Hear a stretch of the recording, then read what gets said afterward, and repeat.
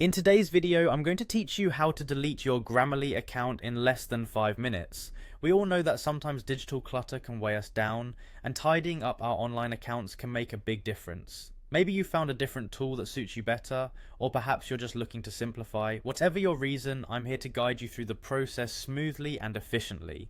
Let's get started by heading over to the Grammarly homepage.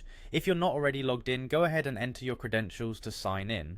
Once you're on the homepage, which is the hub of your Grammarly activities, you'll want to locate your account settings. You can usually find this option in the top right corner of the screen, where your profile picture or initials are displayed. Clicking on your account will take you to a page with various options. Here, you will want to find and click on the subscription tab. This tab holds all the information about the plan you're currently on. Once you're on the subscription page, look for the option that says cancel subscription.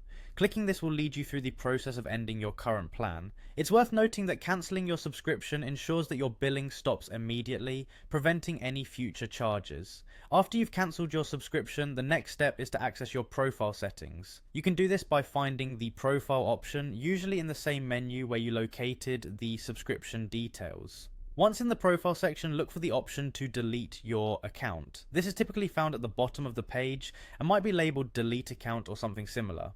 At this stage, you will be prompted to confirm your decision, as deleting your account will result in the permanent loss of all your data associated with Grammarly. This includes any personal documents and communication logs. Make sure you have backups of any crucial information before proceeding. Now, in some cases, depending on your account setup or any unforeseen issues, you might need to contact Grammarly's support team to finalize the deletion process. If you encounter any problems, their support team is generally helpful and can walk you through any additional steps necessary to completely close your account. And there you have it, a comprehensive guide to saying goodbye to your Grammarly account.